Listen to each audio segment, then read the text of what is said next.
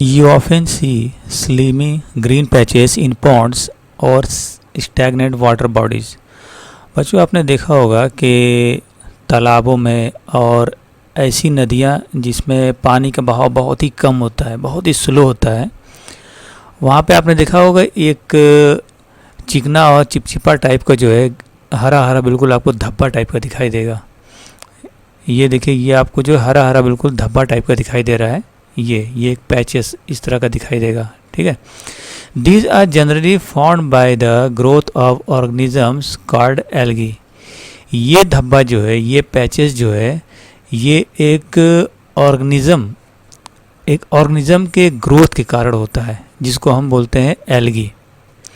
ये पैचेस जो है तालाब में और हल्के बहाव वाले नदियों में, यहाँ पे पानी का बहाव बहुत कम होता है, ये एक ऑर्गेनिज्म है जिसको हम बोलते हैं एल्गी, उसी के ग्रोथ के कारण होता है। Can you guess why algae are green in colour? क्या आप बता सकते हैं कि एल्गी जो होता है ग्रीन क्यों होता है? They are contain chlorophyll which gives them the green colour. उनमें भी जो है क्लोरोफिल पाया जाता है, जिसकी वजह से ये हमें हरे दिखाई देते हैं। Right, algae can also prepare their own food by the photosynthesis. Algae जो होता है ये भी अपना भोजन फोटोसिंथेसिस के प्रक्रिया के द्वारा, यानी फोटोसिंथेसिस प्रोसेस के द्वारा ही बनाता है। जैसे और सारे प्लांट्स हैं, वो भी अपना भोजन कैसे बनाते हैं? फोटोसिंथेसिस से बनाते हैं, यानी सनलाइट से वो अपना फूड बनाते हैं। उसी तरह से एल्गी भी जो है ये एक प्रकार का ऑर्गेनिज्म है जो रुके हुए पानी में, जहाँ पानी का बहाव बहुत ही कम होता है, जैसे तालाब है, यहाँ बहुत ही कम बहाव वाली नदियाँ हैं, वहाँ पर पाया जाता है। ये भी अपना भोजन जो है फोटोसिंथेसिस के प्रोसेस से ही अपना भोजन बनाता है। Clear? Synthesis of plant food other than carbohydrates, यानी प्लांट जो है कार्बोहाइड्रेट के अलावा जो दूसरे प्लांट फूड्स हैं उनको कैसे सिंथेसाइज करता है। ठीक, you have just learned that plant synthesize carbohydrates through the process of photosynthesis। आपने जस्ट अभी पढ़ा कि प्लांट जो है फोटोसिंथेसिस के माध्यम से कार्बोहाइड्रेट्स मतलब बनाता है। ठीक है, synthesis carbohydrate through the process of photosynthesis, यानी प्लांट जो है फोटोसिंथेसिस के थ्रू कार्बोहाइड्रेट्स मतलब बनाता है। ठीक है, the carbohydrates are made of carbon, hydrogen and oxygen, यानी कार्बोहाइड्रेट जो है ये कार्बन, हाइड्रोजन और ऑक्सीजन से मतलब बने होते हैं। ठीक है, यानी ये कार्बन, हाइड्रोजन और ऑक्सीजन जो है फूड के अदर कंपोनेंट्स को प्रिपेयर करने में हेल्प करते हैं, जैसे आपका प्रोटीन, फैट हो गया। Right, These are used to synthesize other components of food such as proteins and fats। यानी ये जो है आपके कार्बन, हाइड्रोजन एंड ऑक्सीजन जो है ये फूड के अदर कंपोनेंट्स को प्रिपेयर करने में हेल्प करते हैं, जैसे आपका प्रोटीन और फैट है। यानी प्रोटीन और फैट में भी जो है इन्हीं कंपोनेंट्स यानी कार्बन, हाइड्रोजन, ऑक्सीजन से मिलकर बने हुए होते हैं। यानी प्रोटीन और फैट जो है आपका, प्रोटीन और फैट जो है ये भी इन्हीं कंपोनेंट्स है, यानी कार्बन, हाइड्रोजन और ऑक्सीजन इन्हीं से मिलकर के बने हुए होते हैं। Right, but proteins are nitrogenous substances. लेकिन प्रोटीन जो होता है ये एक नाइट्रोजीनियस सब्सटेंस है, यानी इसमें जो नाइट्रोजन पाया जाता है, विच कंटेन नाइट्रोजन, यानी इसमें नाइट्रोजन पाया जाता है। From where do the plants obtain nitrogen, यानी प्लांट जो है ये नाइट्रोजन कहाँ से ऑब्टेन करते हैं, नाइट्रोजन कहाँ से प्राप्त करते हैं? Recall that nitrogen is present in abundance in gaseous form in the air. आपको मालूम होगा कि नाइट्रोजन जो है ये एयर में यानी हवा में गैसेस के फॉर्म में पाए जाते हैं, यानी पृथ्वी पर नाइट्रोजन जो है 78% पाया जाता है। ठीक, however plants can not absorb nitrogen. अब प्लांट जो है ये नाइट्रोजन को एब्जॉर्ब नहीं कर पाते हैं। प्लांट जो है कार्बन को तो एब्जॉर्ब कर लेते हैं, एयर से डायरेक्ट कार्बन को एब्जॉर्ब कर लेते हैं, लेकिन नाइट्रोजन को एब्जॉर्ब नहीं कर पाते हैं। ठीक है, यानी नाइट्रोजन को गैसेस के फॉर्म में एब्जॉर्ब नहीं कर पाते। Soil has certain bacteria that convert gaseous nitrogen into usable form and release it into the soil। देखिए सॉइल यानी मिट्टी में जो है एक विशेष प्रकार के बैक्टीरिया होते हैं जिसको हम बोलते हैं राइजोबियम। यानी सॉइल में जो होते हैं एक विशेष प्रकार के बैक्टीरिया जिसको हम बोलते हैं नाइट्रोजन, यानी उसको नाइट्रोजन फिक्सर भी बोलते हैं, ठीक है। और ये क्या करता है, convert gaseous nitrogen into usable form and release it into the soil. ये क्या करता है कि जो एयर में जो नाइट्रोजन जो गैसियस फॉर्म में पाए जाते हैं उनको प्लांट के लिए यूजेबल फॉर्म में चेंज कर देता है और release it into the soil, और उनको मिट्टी में छोड़ देता है, ठीक है। ये देखिए ये राइजोबियम है, ठीक है, ये राइजोबियम, ये एक सॉइल में पाया जाने वाला एक प्रकार का बैक्टीरिया होता है जो एयर में मौजूद नाइट्रोजन को यूजेबल फॉर्म में चेंज कर देता है और सॉइल में भी जो है छोड़ देता है, जिससे कि कहते प्लांट जो है, चूँकि ये डायरेक्ट जो है नेचर से नाइट्रोजन नहीं ले पाता, इसलिए ये सॉइल से जो है नाइट्रोजन की ज़रूरत को पूरी करता है, ठीक है। These are absorb by the plants along with water. ये प्लांट द्वारा वाटर के साथ साथ एब्जॉर्ब कर लिया जाता है, यानी ये जो राइजोबियम ने जो है जो नाइट्रोजन जो बनाया है यूजेबल फॉर्म में कर दिया है, यानी मिट्टी में छोड़ देता है। फिर क्या होता है, वो नाइट्रोजन जो है मिट्टी में वाटर के साथ मिल करके यानी सॉल्युबल फॉर्म में प्लांट में चला जाता है, प्लांट उसको जो एब्जॉर्ब कर लेता है, ठीक है। Also you might have seen farmers adding fertilizers rich in nitrogen to the soil। आपने अक्सर देखा होगा कि किसान जो होते हैं वो अपने खेतों में जो है नाइट्रोजन भी मिलाते हैं, यानी अपने खेत की मिट्टी में नाइट्रोजन भी मिलाते हैं, right. In this way the plants fulfill their requirements of nitrogen along with the other constituents। यानी प्लांट जो है दूसरे कंस्टिट्यूएंट के साथ साथ जो है अपना जो नाइट्रोजन की ज़रूरत को भी पूरी कर लेता है। Plants can then synthesise proteins and vitamin. तब जो है प्लांट जो है प्रोटीन और विटामिन भी प्रिपेयर कर लेता है। Clear. 1.3 other modes of nutrition in plants. यानी प्लांट्स में जो है न्यूट्रिशन का दूसरा तरीका, यानी प्लांट के जो है न्यूट्रिशन का जो तरीका आपने देख लिया कि न्यूट्रिशन का क्या तरीका है। अब एक और मेथड है प्लांट में न्यूट्रिशन का, वो देखेंगे हम, ठीक है। There are some plants which do not have chlorophylls. कुछ ऐसे प्लांट्स होते हैं जिनमें क्लोरोफिल नहीं पाया जाता, यानी उनके अंदर क्लोरोफिल नहीं होता, ठीक है। They can not synthesise food, यानी वो सिंथेसिस नहीं कर सकते हैं, यानी खुद से अपना भोजन नहीं बना सकते। How they survive and from where do they drive nutrition. तो वो न्यूट्रिशन कहाँ से प्राप्त करते हैं, वो कैसे जीवित रहते हैं। Like humans and animals such plants depends on the food produced by other plants. देखिए ह्यूमन और एनिमल्स की ही तरह ये अपने भोजन के लिए दूसरे प्लांट्स पर डिपेंड होते हैं, यानी अपने भोजन के लिए जिस तरह से इंसान और जानवर प्लांट पर डिपेंड होते हैं, उसी तरह से ये भी प्लांट जो है अपने भोजन के लिए दूसरे प्लांट पर डिपेंड होते हैं। क्यों डिपेंड होते हैं? क्योंकि इनके अंदर क्लोरोफिल नहीं होता, ठीक है, और ये खुद से भोजन नहीं बना सकते। They use the heterotrophic mode of nutrition. ये न्यूट्रिशन का हेटरोट्रॉफिक मोड यूज़ करते हैं, यानी हेटरोट्रॉफिक तरीका यूज़ करते हैं न्यूट्रिशन के लिए। हेटरोट्रॉफिक मोड आपने पढ़ा था, जहाँ पर एनिमल और ह्यूमन जहाँ पर अपने भोजन के लिए डायरेक्टली और इनडायरेक्टली प्लांट पर डिपेंड होते हैं, यानी खुद से भोजन नहीं बना सकते, यानी ऑटोट्रॉफ पर डिपेंड होते हैं। तो ऐसे ऑर्गेनिजम्स यानी ह्यूमन और एनिमल को हम क्या बोलते हैं? हेटरोट्रॉफिक बोलते हैं, या फिर ऐसे प्लांट को हम हेटरोट्रॉफिक बोलते हैं जो खुद से अपना भोजन नहीं बनाते बल्कि वो दूसरे प्लांट पर डिपेंड रहते हैं, ठीक है। Look at figure 1.5। अब देखिए फिगर 1.5 में देखिए ये इस तरह का, ये देखिए ये इस फिगर में देखिए ये है कैस्कटा, यानी जिसको बोलते हैं अमर बेल। आपने अक्सर देखा होगा ये। Do you see a yellow wiry branched structure twining around the stem and branches of tree. आपने देखा होगा पेड़ की जो ब्रांचेस हैं उस पर ये तार की तरह गोल गोल बिल्कुल लिपटे हुए ये एक स्ट्रक्चर आपने देखा होगा, तार की तरह बिल्कुल पेड़ों पर जो लिपट जाते हैं। ये देखिए ये बिल्कुल लिपटे हुए तार की तरह ये पूरे पेड़ पर जो है बिल्कुल जाल की तरह एकदम बिल्कुल फैले हुए हैं, जिसे हम क्या बोलते हैं, कैस्केटा बोलते हैं। ठीक, this is a plant called cuscuta. इस प्लांट को हम कैस्केटा बोलते हैं, यानी हम इसे अपनी ज़बान में अमरबेल भी बोलते हैं।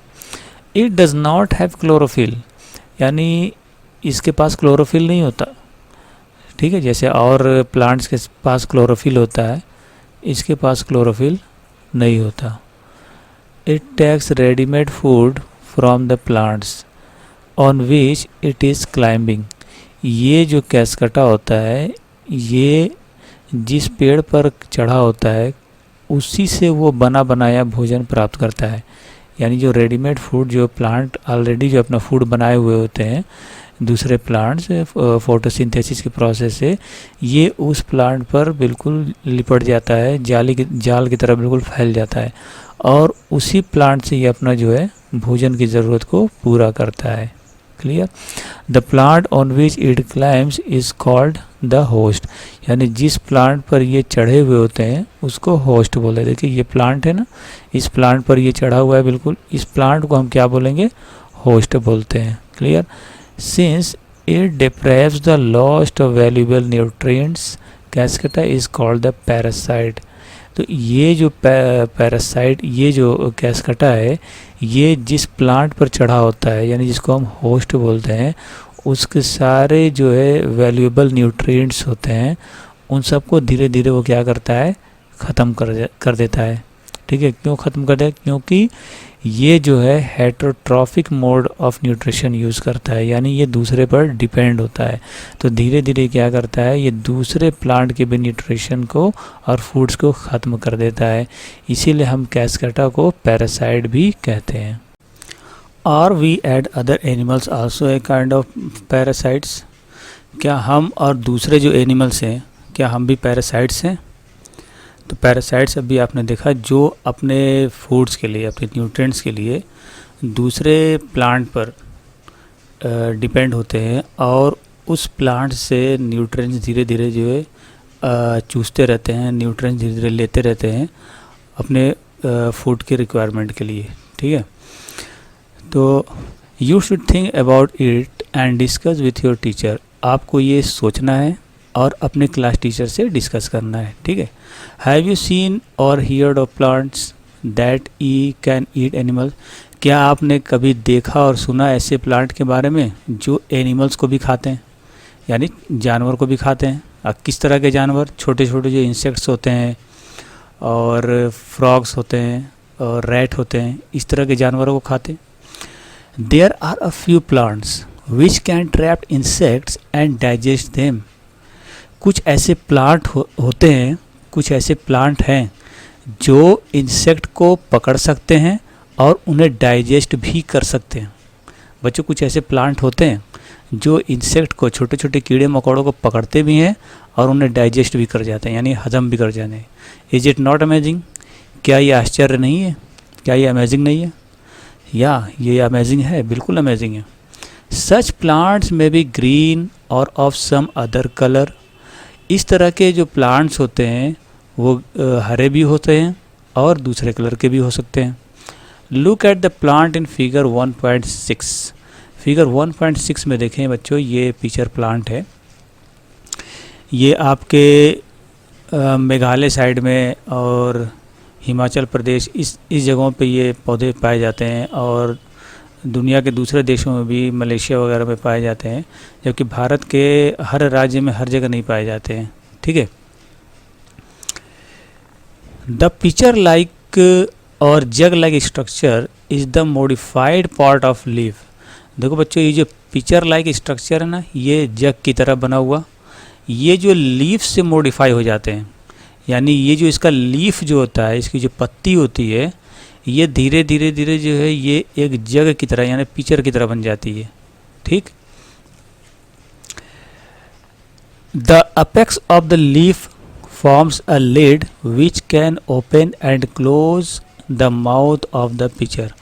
जो लीफ का जो अपेक्स पार्ट होता है, यानी लीफ का जो सबसे ऊपरी भाग जो होता है, पार्ट होता है, वो एक लीड की तरह बन जाता है, ढक्कन की तरह बन जाता है, जो ओपन भी हो सकता है और क्लोज भी हो सकता है। ये देख सकते हैं बच्चों, ये लीफ है, जो लीफ जो है मॉडिफाई यानी चेंज होकर के एक पिक्चर के फॉर्म में आ गया, यानी एक जग की तरह बन गया।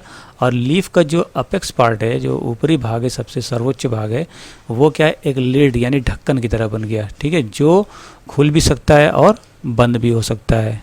Clear? Inside the pitcher there are hair which are directed downwards. उस ये जो पिक्चर होता है, पिक्चर प्लांट जो होता है, इसके अंदर जो है हेयर यानी बाल होते हैं, जो नीचे की ओर झुके हुए होते हैं। When an insect lands in the picture, जब कोई इंसेक्ट इस पर आकर के बैठता है, इस पिक्चर प्लांट पर, the lid closes and the trapped insects gets entangled into the hair. तब क्या होता है कि ये लिड जो है बंद हो जाता है और इंसेक्ट को पकड़ लेता है, और वो जो हेयर होता है, जो उसके अंदर हेयर होता है, वो क्या करता है, इंसेक्ट को बिल्कुल जकड़ लेता है। राइट? द लिड क्लोजेज, और जो ढक्कन जो होता है ऊपर, वो बंद हो जाता है। And the insect is trapped, और इस प्रकार इंसेक्ट जो है पकड़ा जाता है, यानी प्लांट द्वारा पकड़ा जाता है। The insect is digested by the digestive juices secreted in the picture and its nutrients are absorbed। देखो, दो इंसेक्ट जो होता है वो इस प्लांट द्वारा क्या होता है, डाइजेस्ट कर लिया जाता है। राइट? यानी वो उसको हजम कर जाता है।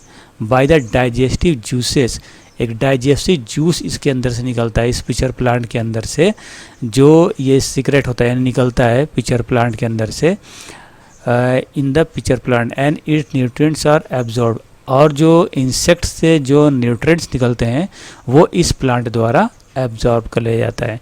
यानी जब कोई भी इंसेक्ट इसके ऊपर बैठता है तो उसकी जो लीड होती है, ये जो लीड है, ये क्या होती है, ये बंद हो जाती है। ऐसे तो खुली रहती है, इंसेक्ट जैसे ही इस पर बैठता है ये लीड बंद हो जाती है, और इसके अंदर जो है कुछ डाइजेस्टिव जूस सीक्रेट होते निकलते हैं, जिससे क्या कहते हैं, इंसेक्ट को ये हजम कर जाता है।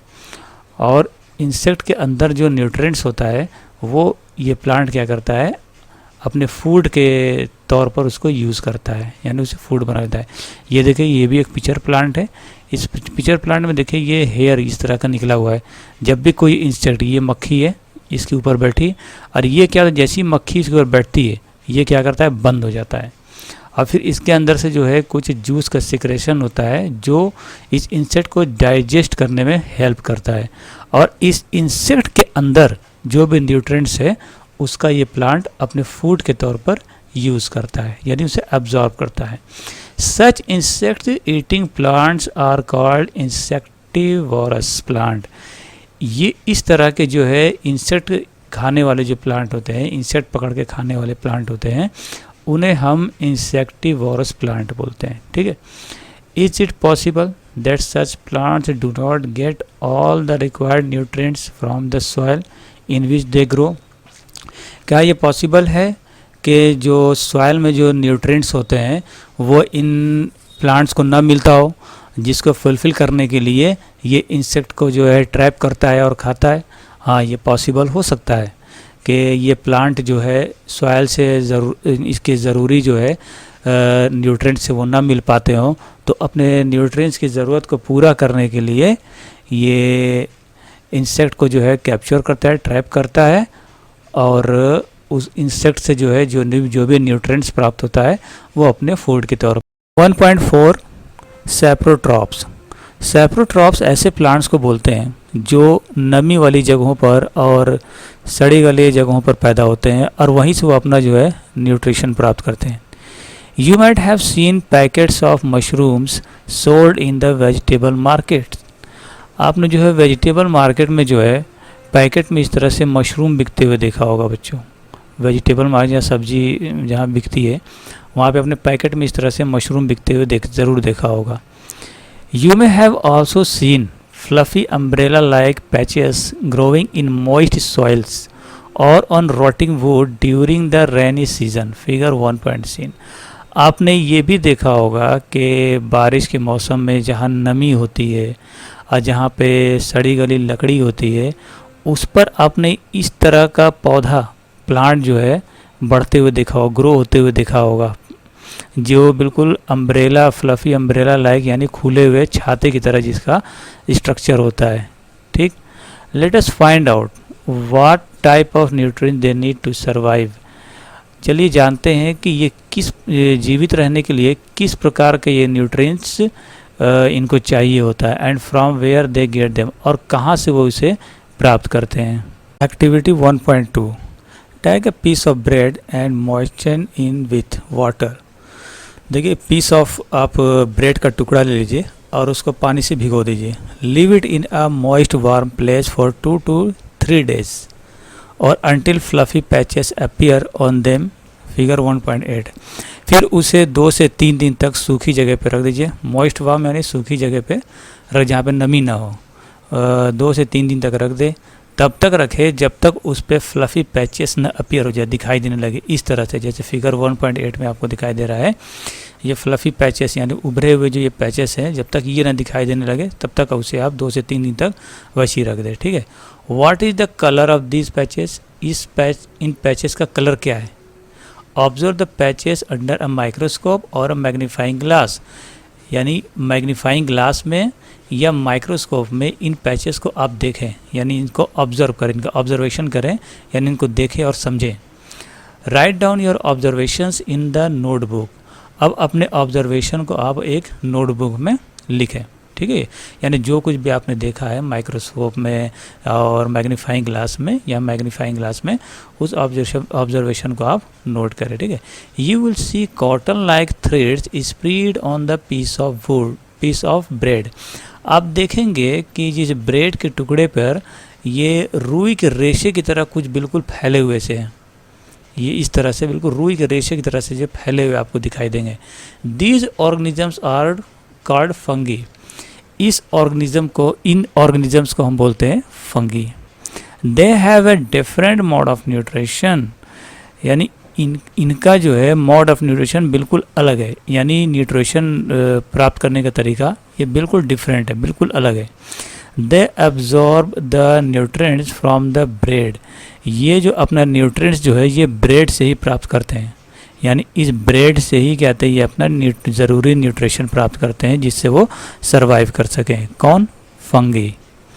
This mode of nutrition in which organisms take nutrients from dead and decaying matter is called saprotrophic nutrition। ठीक है, यानी न्यूट्रिशन का ऐसा मोड जिसमें ऑर्गेनिजम्स, यानी न्यूट्रिशन का ऐसा तरीका, ऑर्गेनिज्म का न्यूट्रिशन लेने का ऐसा तरीका जिसमें वो मरी हुई या सड़ती हुई चीज़ों से न्यूट्रिशन प्राप्त करता है।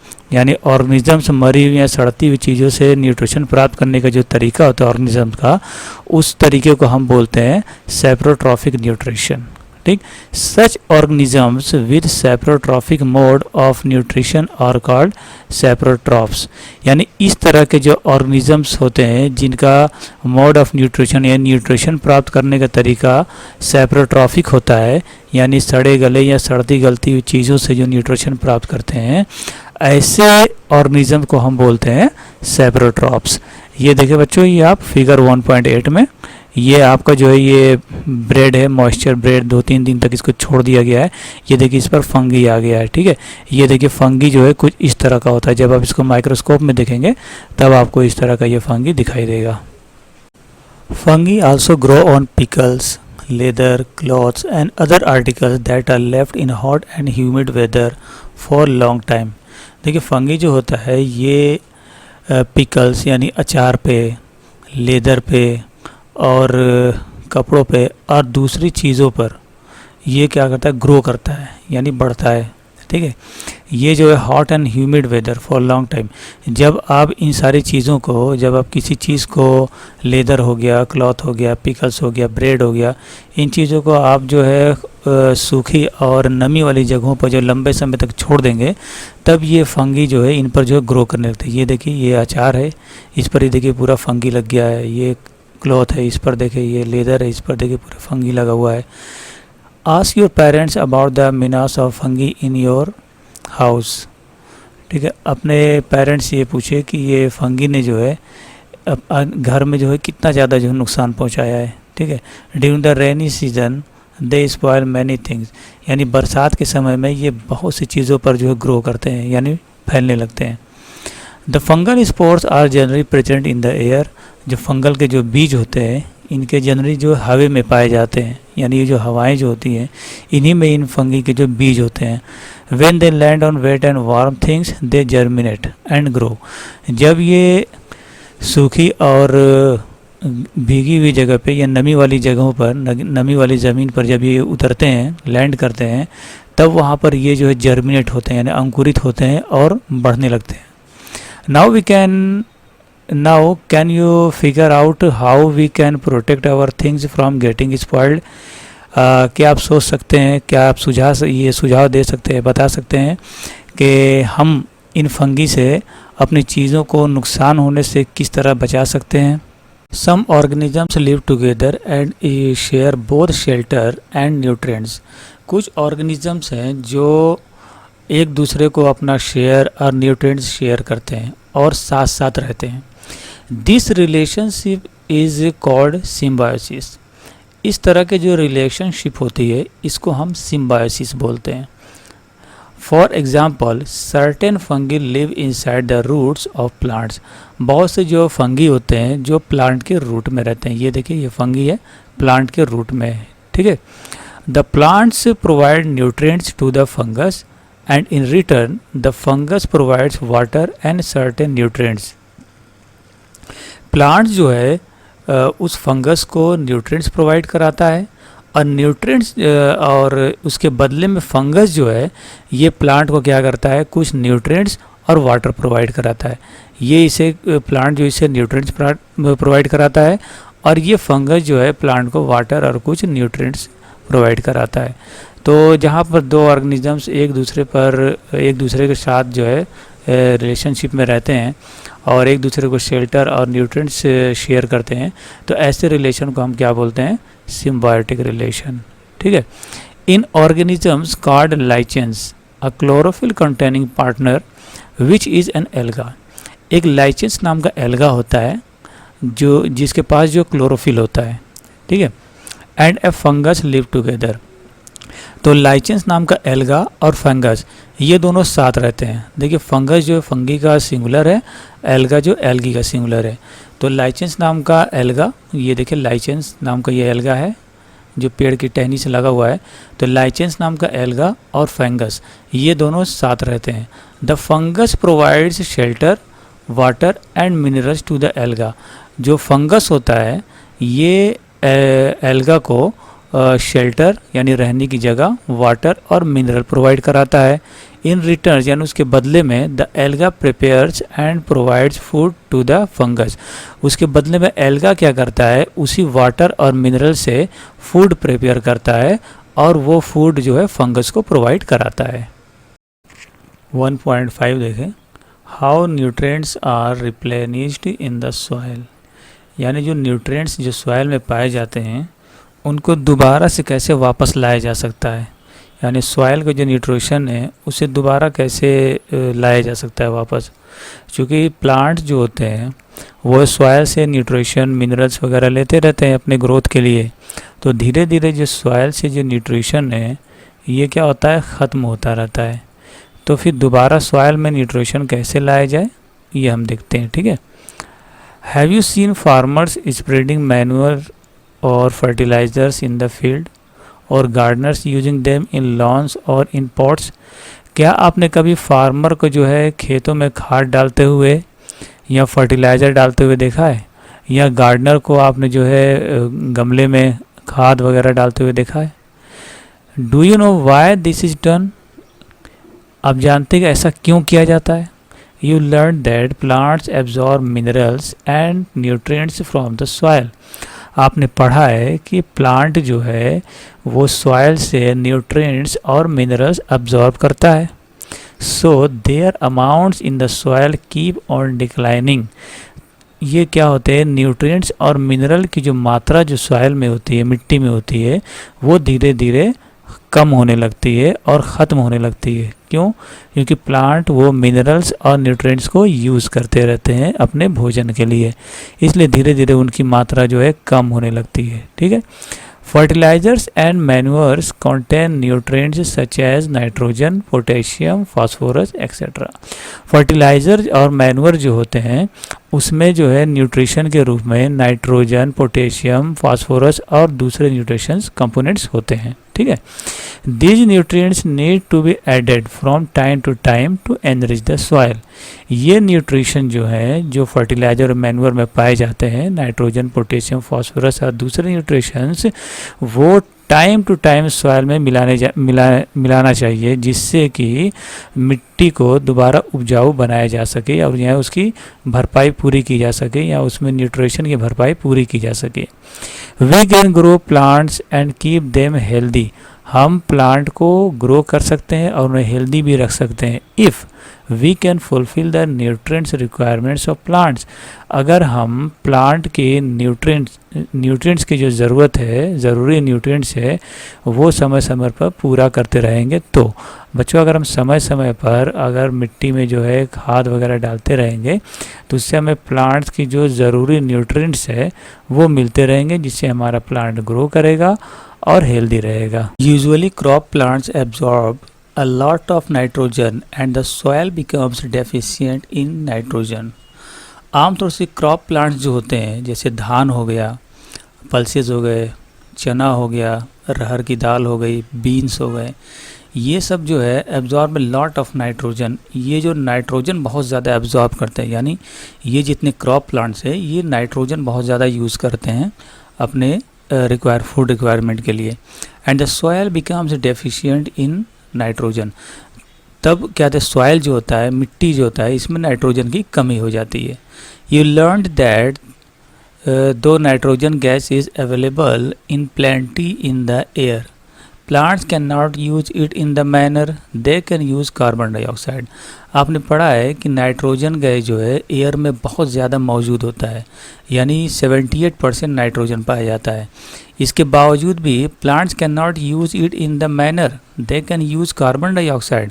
इसके बावजूद भी प्लांट जो है नाइट्रोजन को डायरेक्ट यूज़ नहीं कर पाते, वो सिर्फ कार्बन डाइऑक्साइड को ही एब्जॉर्ब कर पाते हैं और उसका न्यूट्रिशन के तौर पर यूज़ कर पाते हैं। They need nitrogen in A soluble form, यानी प्लांट जो होता है इनको नाइट्रोजन सॉल्युबल फॉर्म में चाहिए होता है, यानी घुले हुए फॉर्म में चाहिए होता है।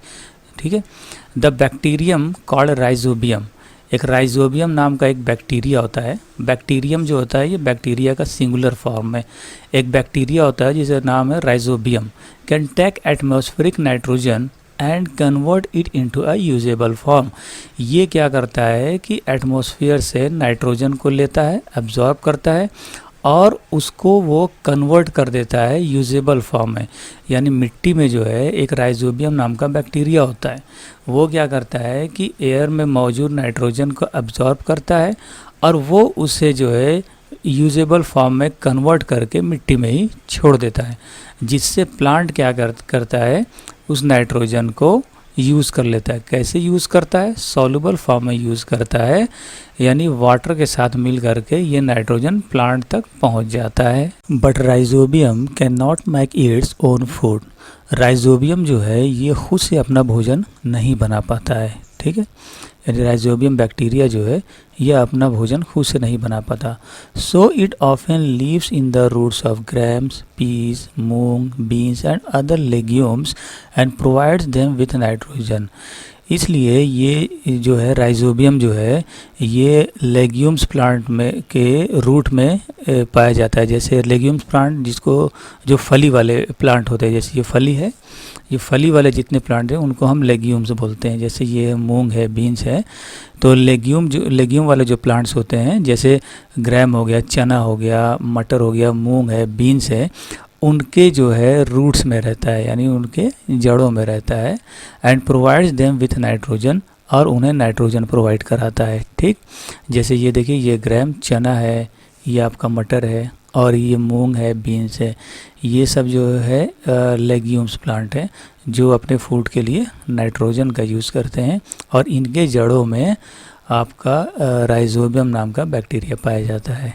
In returns the plants provide food and shelter to the bacteria. यानी राइजोबियम बैक्टीरिया जो होता है वो लेग्यूमिनस प्लांट को नाइट्रोजन देता है, तो इसके बदले में जो लेग्यूमिनस प्लांट जो है वो क्या करता है कि राइजोबियम को फूड प्रोवाइड करता है और शेल्टर और रहने के लिए घर देता है, यानी उसे रहने की जगह देता है। ठीक है, दे दस हैव अ सिम्बायोटिक रिलेशनशिप। इसलिए ये जो है प्लांट जो जो लेग्यूमिनस प्लांट है और राइजोबियम बैक्टीरिया है, इन दोनों के बीच में इसीलिए सिम्बायोटिक रिलेशनशिप भी है। ठीक है, ये रिलेशनशिप जो है सिम्बायोटिक रिलेशनशिप कहलाता है, क्योंकि ये दोनों फूड के लिए एक दूसरे पर डिपेंड है। क्योंकि राइजोबियम जो बैक्टीरिया है वो लेग्यूमिनस प्लांट को नाइट्रोजन प्रोवाइड कराता है, बदले में प्लांट जो है उसे फूड और शेल्टर प्रोवाइड कराता है, इसलिए ये रिलेशनशिप जो है सिम्बायोटिक रिलेशनशिप कहलाता है। This association is of great significant for the farmers. ये जो रिलेशनशिप है राइजोबियम बैक्टीरिया का और लेग्यूमिनस प्लांट का, ये किसानों के लिए एक बहुत ही महत्व की चीज़ है। ठीक है, they can reduce the use of nitrogenous fertiliser where leguminous plants are grown. जहाँ पर जो है लेग्यूमिनस प्लांट्स उगाए जाते हैं, पनपते हैं, वहाँ पर जो है वो उसका नाइट्रोजन का जो है यूज़ जो है बहुत कम हो जाता है। क्योंकि उसमें ऑलरेडी नाइट्रोजन होता है, इसलिए किसानों को नाइट्रोजन का यूज़ बहुत ही कम करना पड़ता है, बहुत ही ना के बराबर करना पड़ता है। ठीक है, यानी कि नाइट्रोजन का जो यूज़ जो है ये बहुत कम कर देते हैं कौन, leguminous plant. Most of the pulses यानी dals are obtained from leguminous plant. ज़्यादातर जो है पल्सेज होते हैं, जो दाल होते हैं, वो लेग्यूमिनस प्लांट से ही पाए जाते हैं, प्राप्त किए जाते हैं, ऑब्टेंड किए जाते हैं। क्लियर?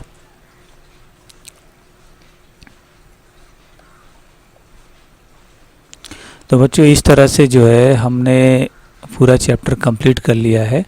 तो आप लोग से रिक्वेस्ट है कि आप लोग हमारे चैनल रोज टू साइंस को सब्सक्राइब करें, शेयर करें और लाइक करें और अपने दोस्तों में शेयर करें। Thanks for watching.